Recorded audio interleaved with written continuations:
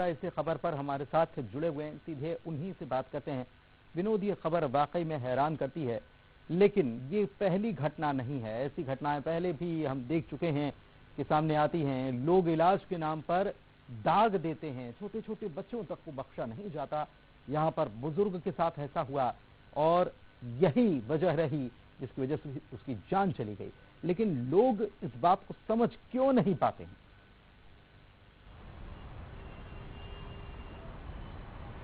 देखिए, सबसे बड़ी चीज़ ये है पुनीत, आज भी भले ही हम छत्तीसगढ़ की बात करें तो खासतौर पर जो आदिवासी बाहुल्य इलाके हैं वहाँ पर कम से कम अंधविश्वास की जो रूढ़िवादी परंपराएं हैं वो आज भी घर की हुई हैं और इतना जाल बुना है कि लोग उसको तोड़ ही नहीं पा रहे हैं। और ये जो मामला है ये खासतौर पर बिलासपुर से कुछ दूरी पर महज 25 से 30 किलोमीटर की दूरी पर ये पूरा घटनाक्रम हुआ है। और कहीं ना कहीं ऐसा लगता है कि स्वास्थ्य सुविधाओं से ज़्यादा जो है परिवार या फिर ग्रामीण इलाके में झाड़ फूक बैगा पर ज़्यादा भरोसा था। 4 महीने से वो परेशान था।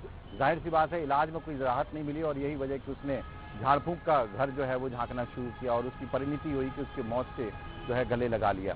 तो ये तमाम परिस्थितियां हैं और सबसे बड़ी चीज़ ये कि बहुत सारे दावे होते हैं जो संबंधित विभाग है वो लगातार ये दावे करता है कि अंधविश्वास जैसी रूढ़िवादी परंपराओं को खत्म करने के लिए लगातार काम किए जा रहे हैं। लेकिन काम की हकीकत इस रूप में सामने आ रही कि जब कब इस तरह से लोग जो है झाड़ फूंक और बैगाओं का शिकार हो रहे हैं और अपनी जान गंवा रहे हैं तो कहीं ना कहीं केवल खाना पूर्ति हो रही है और अंधविश्वास की जड़ें इतनी ज़्यादा गहरी हैं समाज में कि उसे दूर कर पाना बहुत ज़्यादा मुश्किल हो रहा है। तब जबकि हम आज जागरूक भारत में जो है जी रहे हैं, सारी चीज़ें हैं, उसके बाद भी जो अंधविश्वास की परंपराएं हैं, रूढ़िवादिता हैं, वो आज भी इस तरह से घर किए हुए हैं। लोग अपनी लगातार जान को गंवा रहे हैं। कुछ ऐसा ही टेकूराम निर्मलकर के साथ भी हुआ कि जो 4 महीने से परेशान था और पत्नी को एक रिश्तेदार ने ये कहा कि वो झाड़ फूंक करने वाले को जानती है और उससे उसकी बीमारी ठीक हो जाएगी और बस इसी विश्वास के चलती पत्नी उसे लेकर के गई और उसके बाद बैगा ने जो कृत्य किया वो सबके सामने है।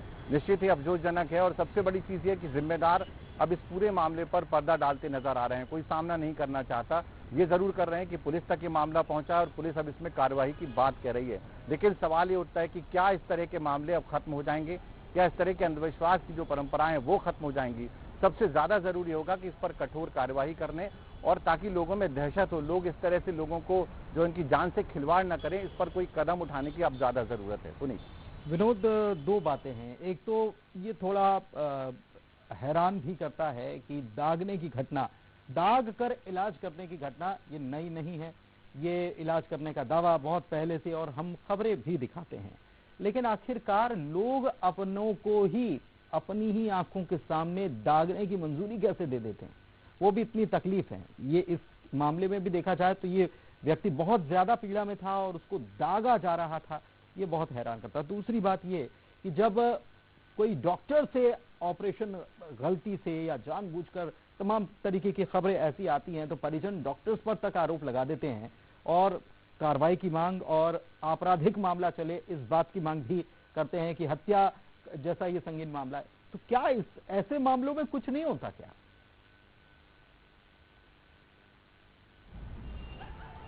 देखिए, चूंकि पूरी इस मामले को अगर हम पूरी दूसरे तरीके से देखें तो चूंकि ग्रामीण क्षेत्र का मामला था, एक परिवार तक सीमित था और पत्नी ही जो है वो पति को लेकर के गई थी। हालांकि उसकी मनोदशा का अगर अंदाजा लगाएं तो वो कहीं ना कहीं ये चाहती थी कि 4 महीने से जो पति परेशान हो रहा है मनोरोग से, उससे छुटकारा मिल सके, उससे इलाज मिल सके और वो ठीक हो सके। कुछ इसी मनोदशा के चलती पत्नी जो जब 4 महीने से परेशान हुई और उसके बाद उसने झाड़ फूंक का सहारा लिया, तो कहीं ना कहीं निश्चित तौर पर ये अफसोसजनक तो बात है।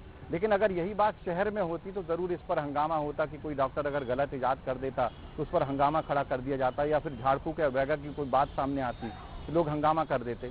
लेकिन ये हंगामे के पीछे भी कहीं ना कहीं एक मकसद होता है लोगों का, जो लोग इस तरह से अपने गाल बजाने के लिए सामने आ जाते हैं। अगर सच मायने में हंगामा होता या इस तरह की बातें सामने आती तो ये बार बार इस तरह की चीजें सामने नहीं आती, इस तरह के केसेस सामने नहीं आते।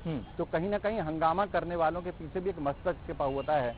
वो अपना कहीं ना कहीं बैनर मजबूत करते हैं और यही वजह है कि आज भी जो अंधविश्वास है, रूढ़िवादी परंपराएं हैं, वो अपना घर किए हो गए हैं। बहुत शुक्रिया आपका इस जानकारी के लिए विनोद।